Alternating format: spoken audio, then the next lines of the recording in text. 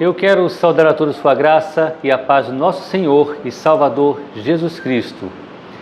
Estou aqui para compartilhar um pouquinho daquilo que Deus tem para o nosso coração nesta restinho de manhã. Eu sou o Silas Mota e você está neste momento no canal Rocha de Refúgio. Muitas vezes nós depositamos as nossas expectativas na nossa felicidade nas coisas terrenas, naquilo que nós temos, ao nosso entorno, naquilo que, na verdade, satisfaz a nossa vida material, o nosso querer material.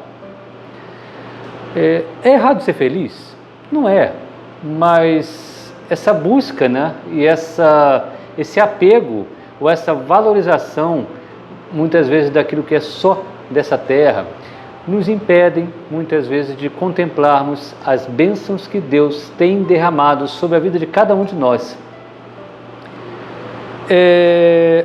Muitas vezes, nós traçamos rotas, traçamos metas e determinamos que só poderemos ser felizes, a nossa felicidade só será alcançada se nós conquistarmos determinada situação ou determinada condição.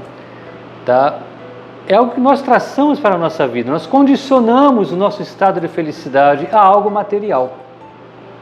Sim, não é isso que acontece muitas vezes comigo, acontece muitas vezes com você que me assiste nesse momento? Isso, sinceramente, quantas vezes eu me peguei nessa condição e deixei de contemplar quantas bênçãos Deus havia derramado e continuava derramando sobre a minha vida. Às vezes a gente olha para a nossa casa, aquela casa apertadinha, aquela casa às vezes de 40 metros, 50 metros quadrados, 2 quartos, temos um quarto, às vezes até sem suíte. Às vezes a gente vai abrir o porta do guarda-roupa, se vira para cá, está em cima da cama. Às vezes a gente vai para a cômoda, se vira para cá, está em cima do guarda-roupa.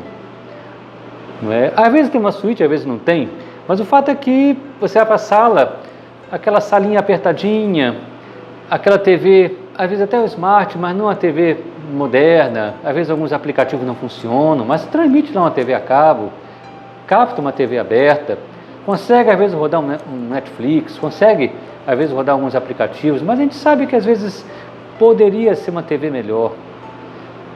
E a gente começa a criar aquele desejo, se eu tivesse uma casa melhor, eu seria mais feliz.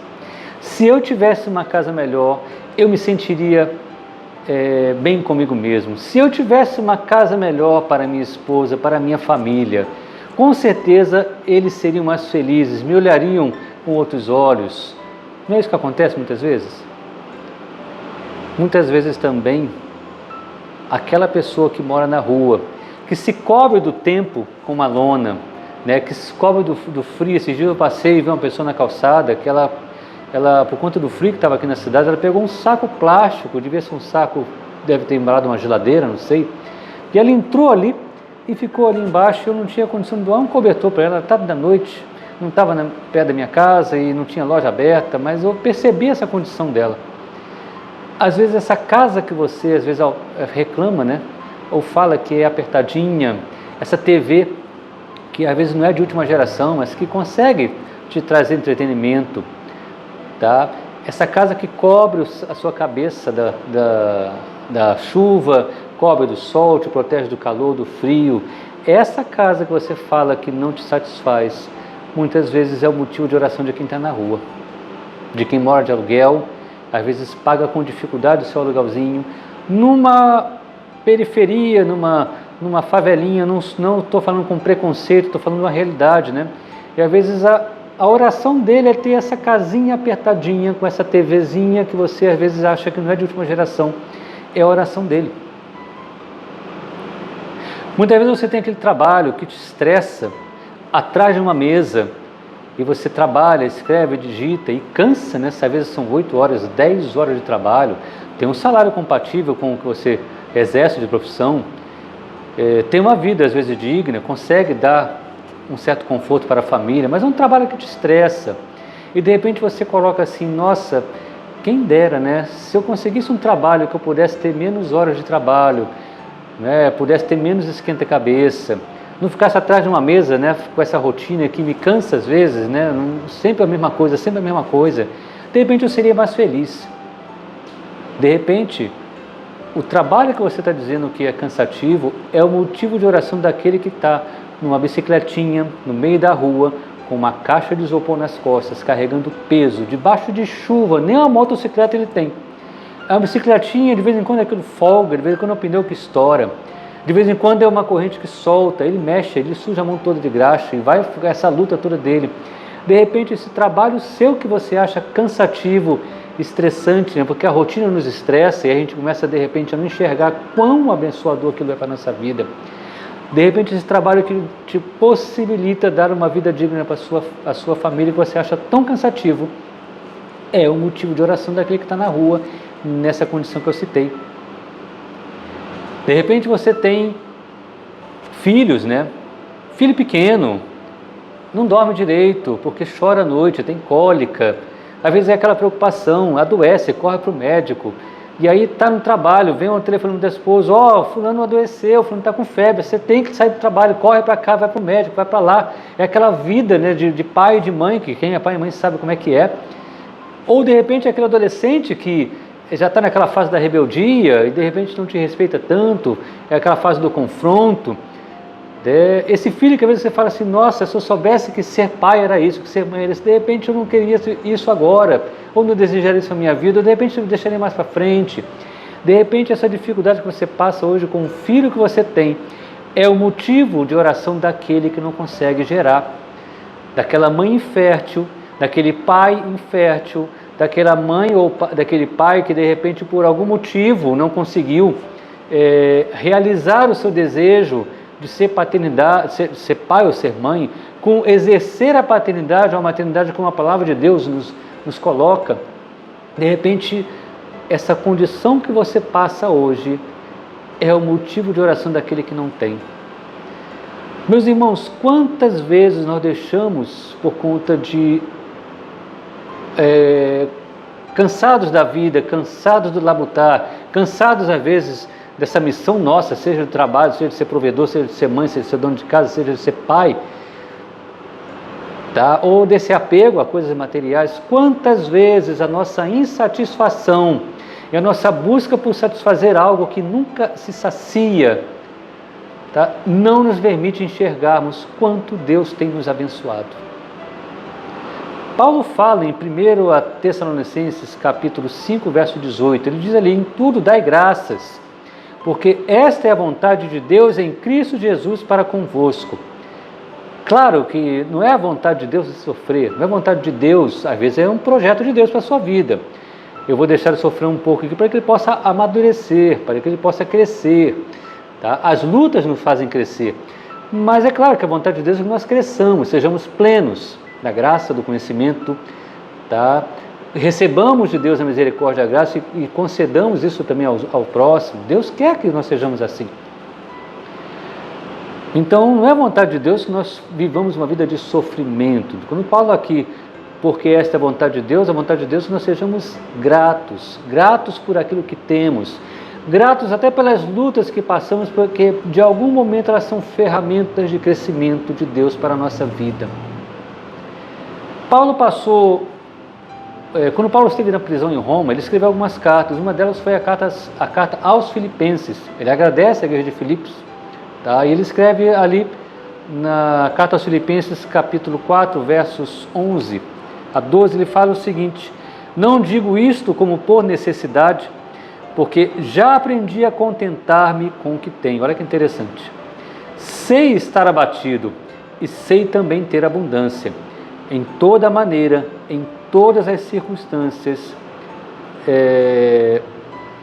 em todas as coisas estou instruído, tanto a ter fartura como a ter fome, tanto a ter abundância como a padecer necessidade. Olha que interessante, Paulo está nesse contexto de gratidão à igreja de Filipos, né? Paulo estava preso e ele recebe a ajuda financeira dessa igreja, então ele expressa a sua gratidão escrevendo essa carta, mas ele nos deixa uma lição muito importante aqui, que é que sermos gratos em todas as circunstâncias.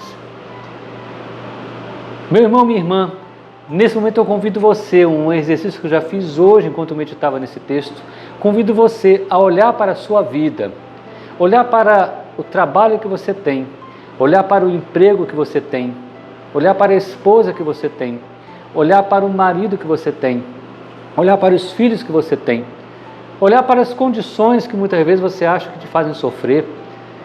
E eu te convido a enxergar ali que mesmo com as dificuldades, existe bênção de Deus na sua vida, através de um filho, através do marido, através da esposa, através do seu trabalho. O trabalho que muitas vezes você nega, às vezes por conta de uma dificuldade que você passou, e aí você começa, uma expressão vulgar, popular que se usa por aí, né? Cuspir no prato que você comeu, tá? Deus às vezes abençoa você através daquele trabalho, porque você teve alguma dificuldade, você começa a renegar aquilo, você começa a não ser mais grato por aquilo, você começa a cair em pecado de quase que amaldiçoar aquilo que Deus tem usado para abençoar a sua vida. Eu convido você a olhar e enxergar que mesmo com as dificuldades, você tem sido abençoado ali. Mesmo com as dificuldades que você passa com a sua esposa, você tem sido abençoado ali, com o seu marido, você tem sido abençoado ali. Vou tirar daqui as condições que envolvem violência doméstica e outras questões aí, mas claro, muitas vezes nós, ao invés de usarmos os conflitos para podermos crescer, ou até entender que algumas pessoas precisam de ajuda, nós usamos aquilo para renegar e negar a bênção de Deus na nossa vida. Convido você a olhar para o seu trabalho. Quanto Deus tem te abençoado através do seu trabalho? Tá? Afinal de contas, de repente você provê a sua família com isso. Eu convido você a tirar da sua mira, do seu foco, as dificuldades e começar a observar quantas bênçãos Deus tem derramado sobre a sua vida. Forte isso. Eu hoje me emocionei quando meditei sobre isso, cheguei a chorar, derramar algumas lágrimas e pensar, Deus, quanto nós somos ingratos. Tá? Em tudo dai graças, porque esta é a vontade de Deus. Eu posso orar por você nesse momento? Pai de amor, nós estamos aqui para louvar e bendizer ao Teu nome. Nós estamos aqui para reconhecer que nós somos falhos, somos pecadores e muitas vezes ingratos.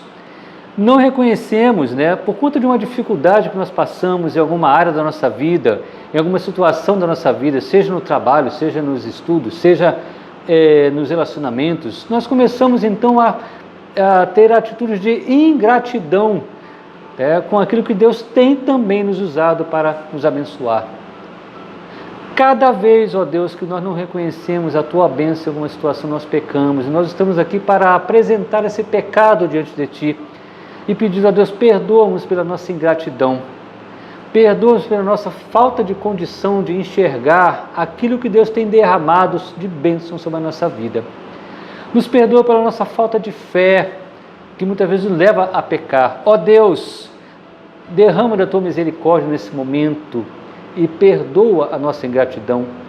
Nos derrama também da Tua graça nesse momento e nos concede aquilo que nós não merecemos. Eu sei que nós não merecemos, cada um de nós sabe que não merecemos as Tuas bênçãos. Nós suplicamos pela Tua graça, derrama a Tua graça sobre a nossa vida e nos aperfeiçoa para que nós possamos saber ser gratos em qualquer condição, como Paulo nos ensina na carta aos Filipenses. Seja nas lutas, seja nas dificuldades que eu enfrento nos meus relacionamentos, no meu emprego, seja em qualquer condição, qualquer área da minha vida, ó Deus, que nós saibamos sermos gratos também ali, porque através dessas lutas Deus está nos fazendo crescer, o Senhor está nos fazendo crescer. Ó Deus, nos ensina a sermos cada vez mais moldados à mente de Cristo e nos faça, por favor, nos conceda uma bênção para que nós possamos ser servos melhores, servos mais fiéis a Ti, esposas melhores, maridos melhores, filhos melhores, ó Deus, e funcionários, empregados melhores, patrões melhores, ó Deus, nos abençoa para que nós possamos exercer com grandiosidade aquilo que Deus tem colocado na nossa vida, que nós sejamos verdadeiros mordomos daquilo que Tu tem nos entregado nas nossas mãos. Essa é a oração que nós fazemos a Ti nesse momento, gratos por tudo, em nome de Jesus. Que Deus possa abençoar o seu dia e o restante de semana, em nome de Jesus.